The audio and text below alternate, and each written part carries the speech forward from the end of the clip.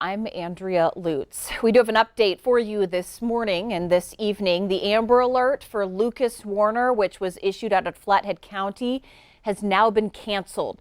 The Lincoln County Sheriff's Office located baby Lucas this morning and he is safe. Now, there are very few details that we've been given at this time, but we have been following this story for several days, starting over the weekend. Lucas was taken by his non-custodial father, Andrew Warner, and his girlfriend, Haley Emerson. Emerson was babysitting the baby at the time. We'll be sure to give you more details as soon as we get them. Today, President Donald Trump officially begins the hunt for a second term as the Republican National Convention rolls out in North Carolina.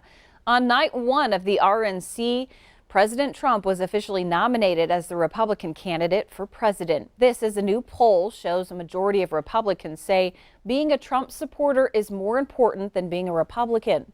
Speakers throughout the day echoed that sentiment, including a small business owner from Billings.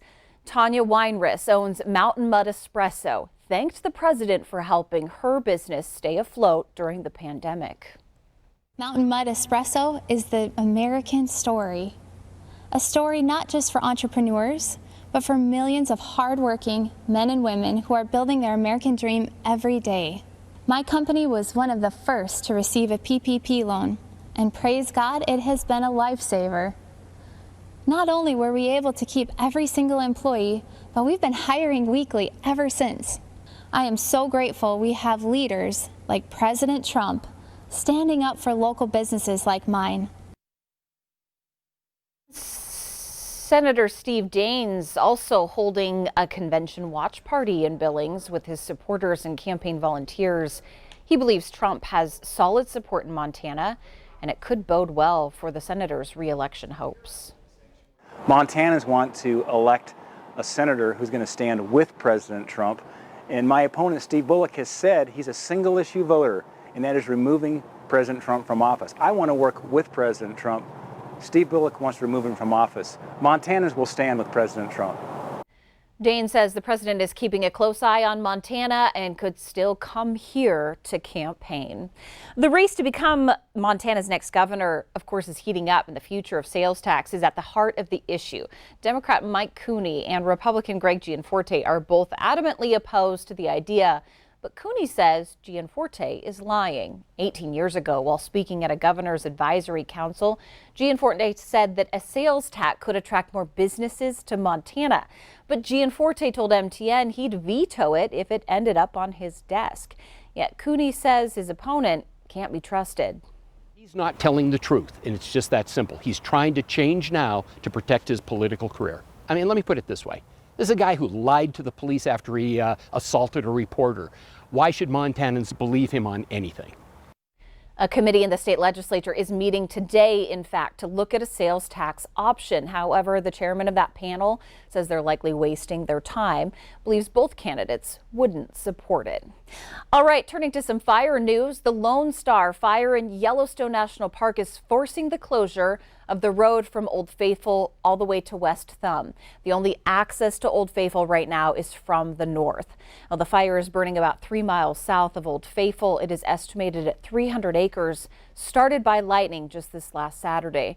There are other closures of campsites and trails in that area as well. And across the country, wildfires continue to burn, especially in California, where crews are having a hard time getting a handle on those flames.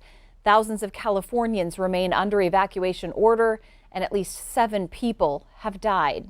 Crews say a break in the weather allowed them to get a bit of a handle on the fires surrounding the San Francisco Bay. Overall, more than 1,200 structures have been destroyed. And we are checking in on the Montana weather, and Ed might be tracking some changes in our forecast. Isn't that right? Yeah, a lot of changes once we start getting into the weekend and the early next week, Andrea. I think everybody could deal with a little bit cooler weather, and a rain shower or thunderstorm wouldn't be out of the question either. Cooler than average temperatures as we start looking into the end of the month and early into September. Bullseyed right over eastern Montana and northern Wyoming. It looks like that'll be the case across the northern half of the country, while the south remains somewhat warmer than average. While we're looking at dry conditions in the Pacific Northwest down towards the south, we are leaning towards a little wetter weather, especially in southeast, south central Montana and northern Wyoming. Closer look at the short-term forecast details coming up in a few minutes. There are new deaths to report when it comes to Montana's fight against COVID-19. The total number of deaths in the state now stands at 93. The virus has claimed the lives of 2 people in Yellowstone County, bringing the number of people who have died there to 36. A death also reported in Flathead County, as well as a second so far in Stillwater County. Active cases in the state are more than 1,500. The Cascade County Sheriff's Office is addressing the COVID outbreak at the detention center. Jesse Slaughter announced the detention center's first COVID-19 outbreak since cases expanded from 1 to 55 inmates and 2 detention center employees. In response, medical staff isolated the symptomatic individual. Since then, the City-County Health Department has been on site testing the inmates and staff. Recently, before we had the outbreak at the facility, we actually upped them, anticipating that what we were seeing around everywhere, that there was another kind of spike. For example, when officers come in and they're inmates, we don't even allow the law enforcement officers in the facility anymore. The detention officers get them and bring them in. So we're trying to do whatever we can to limit outside access to the facility so we mitigate that. So testing will continue at the jail, and as a safety measure, visitation is suspended right there for right now. It was a historic day for medicine as the first person in the U.S. took part in phase 3 of the coronavirus vaccine trial. A Georgia woman was injected with the vaccine created by the drug company Moderna. Scientists hope results of the trial will be clear in just a few months, and a vaccine could be available by the end of this year or the beginning of next year. Phase 3 is the last step before the FDA decides whether or not it can go on the market. The Montana Supreme Court granted a major victory to the state's solar power developers. The court ruled Montana's Public Service Commission acted illegally in 2017 by reducing prices and contract terms for solar power projects, planning, of course, to sell to Northwestern Energy. Federal and state law means to encourage renewable energy, and they say Northwestern should have to pay similar rates to fossil fuel purchases. Environmental groups hailed the decision as a win for the potential development of solar power plants in Montana. And the court's decision sends the case back to the PSC to set a new rate. More news to come on this Tuesday on the Noon News. We're taking a closer look at how the air quality is impacting a larger segment of the population, ways that you can also protect yourself in this kind of weather. But first, we are going to check back in with Ed McIntosh for a look at that statewide weather forecast.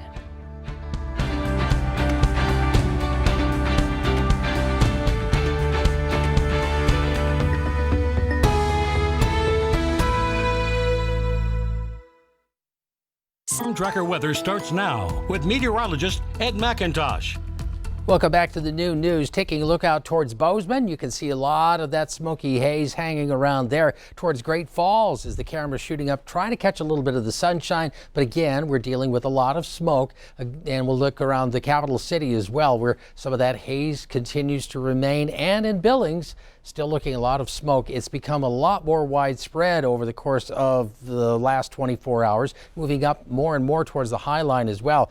Afternoon temperatures, we're starting off 60s around Missoula, 70s all the way out towards Lewistown, and then 80s across the eastern plain. As well, we'll see some warmer temperatures east of in the eastern edge of Montana towards the Dakotas. Could be in the mid to upper 90s. That smoke will have impacts on a lot of the readings. Now, when we start looking at the humidity numbers dropping again, especially once we get from Lewistown all the way to the eastern plains down into the 20s, we'd expect a big hike in the temperatures by later in the day. But instead, we're going to be talking more about air quality issues. As you can see, this big area from Hamilton up towards Helena, Great Falls, Lewistown. Right now, unhealthy air quality for Malta down in through Yellowstone National Park, and also Broadus, seeing a lot more of that smoky haze, and also around Bernie as well. So we do have some areas with air quality warnings into effect now for the southwest and even up into the north central portion of the state. And then also that special weather statement through northern Wyoming, also dealing with some of these air quality issues as the particulate level continues to move up.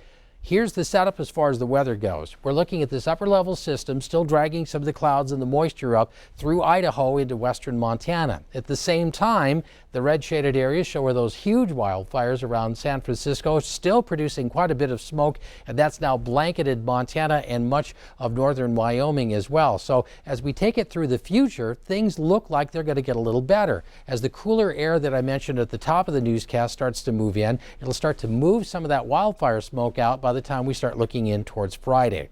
Now let's reverse the clock and take a look at where the weather situation is setting up. Some of that smoky haze will remain, but as this cold front continues to move through, it is going to create some stronger storms here for you from areas from around Missoula, Helena southward, where we could see some stronger storms with lightning and wind produced along with some of those storms. And that moves across the eastern plains, dries out a little bit tonight heading into tomorrow. Then we'll look for those showers and thunderstorms to continue to edge across the region. And tomorrow we'll again look at the chance of those showers and thunderstorms start to develop. So we do have some of the smoke to deal with today, 70s, 80s, but when we get into the eastern plains, the 90s for the afternoon highs, and we'll continue to watch some very warm temperatures over the course of the next few days. So for western Montana, looking at temperatures mainly in the 80s for the highs and 40s and low 50s for the overnight lows, and that's pretty consistent. You will have some of the smoke, but not as much as you will once we get around Great Falls, Helena, Butte, Bozeman areas.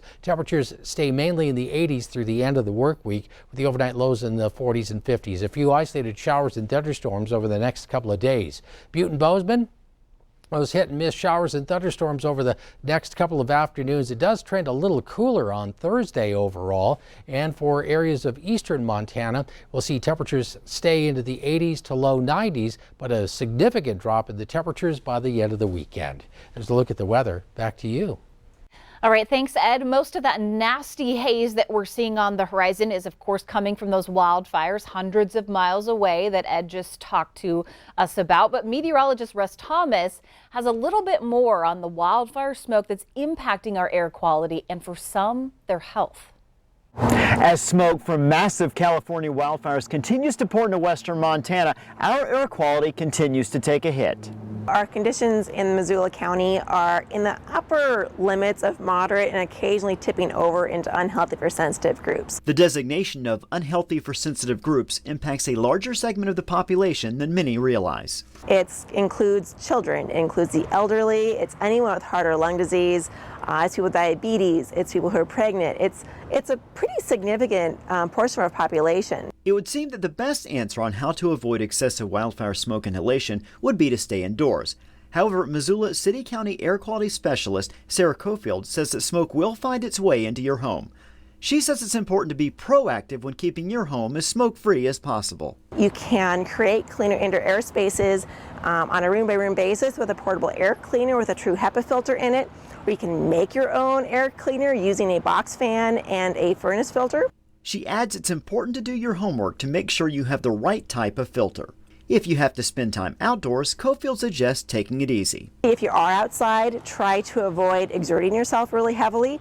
And if you think wearing your cloth mask outdoors will keep those unhealthy air particulates out, guess again. These are not designed to prevent you from inhaling smoke. So keep wearing them, but don't use them expecting them to protect you from wildfire smoke. Right now it appears we have about another 24 to 48 hours of smoky air conditions before air quality begins to improve later in the week. In Missoula, Russ Thomas, MTN News. Some really good information, and MontanaWildfireSmoke.org is another great website to visit to find out a little bit more information, get some instruction on creating that clean indoor air space, along with finding the latest information on air quality and wildfire smoke that Russ spoke about. All right, your latest ag news is coming up next with Lade Norland. Report from the Montana Ag Network. Welcome back for today's farm and ranch news. In our headlines today, the CME Group has published a special executive report outlining proposed amendments to the daily price limit rule for live cattle and feeder cattle futures. CME intends to use a formula to annually adjust normal limits. The average price will be calculated based on the collected settlement prices in the futures, and they will be multiplied by 4.25%. The resulting number will be rounded down to the nearest 0.0025 cent per pound or 0.040 cent per pound, whichever is higher, and then that will be the new initial price limits for live cattle futures. Now, the daily price limits in the feeder cattle contract will then be 125% of the live cattle limit. The new limits will go into effect on October 5th, 2020. On an annual basis, the normal limits will then be adjusted using the aforementioned formula and go into effect on the 1st of June each year. Looking to other news now, the Public Lands Council, along with the National Cattlemen's Beef Association, signed a memorandum of understanding with Ducks Unlimited and Safari Club International this week. The MOU outlines the group's shared commitment to the conservation of natural resources through sustainable multiple uses. The groups agree that hunting, fishing, and livestock grazing are all key components of successful comprehensive management plans for the nation's public lands and resources. PLC President Bob Skinner, a rancher from Oregon, said, quote, "Ranchers are true conservationists and we're proud to partner with groups whose members also work to protect open spaces and manage our nation's natural resources for a better future." The MOU also highlights decades of successful voluntary conservation programs and formalizes a partnership to allow these groups to coordinate multi-sector projects in the future. We'll be right back. Today, looking to USDA's crop progress report for the Big Sky State. The second cutting of alfalfa and other hay is progressing ahead of last year's pace, with 65% of alfalfa and 51% of other hay harvested. Looking to our grains, spring wheat harvest is estimated at 55% complete, ahead of last year's pace of 30%, but slightly behind the 5-year average of 57%. Winter wheat harvest is starting to wrap up as well, with an estimated 82% of the crop in the bin, ahead of the previous pace of 77% last year, but well behind the 5-year pace of 91%. And finally today, the Montana Oilseed Advisory Committee is proposing a 1% assessment on the following oilseed crops. They include mustard, soybeans, safflower, sunflower, flax, and canola. Assessment funds will be used for research, market development, and education. The proposed referendum, including the amount of the proposed assessment and the method of collection, will be one of the key issues discussed at the Advisory Committee's upcoming virtual listening session on Tuesday, September 8th at 10 a.m. The listening session gives growers and stakeholders the opportunity to provide input regarding the proposed assessment. For more information, contact the Montana Department of Agriculture. Well, friends, that's all for today's Farm and Ranch News. And taking place today, the birthday of our nation's national parks. To celebrate, there are no entrance fees today in honor of this birthday. Legislation creating the National Park Service was signed into law by President Woodrow Wilson back in 1916. There are more than 400 sites across the country, and last year, the park welcomed more than 300 million visitors. Wow. I haven't been to a national park yet this year, but there's still time. This is always like a really good time to go to the parks too, because the tourism is starting to kind of lay low. Just a little bit. The weather's doing really good. Well, the problem we have right now, especially for Yellowstone, is the wildfire smoke. In fact, we have unhealthy air quality around that area for today, and in much of central and western Montana, you see it reaching into the eastern plains as well. It's also holding temperatures back a little bit. Nobody's really complaining about that part, but a chance of showers or thunderstorms moving in. While it could produce the environment for stronger storms to develop and wildfires, it can also help to clear the air out a little bit as that moves across the eastern plains by later in the day. All right, thanks for joining us on the New News, and everyone have a great Tuesday.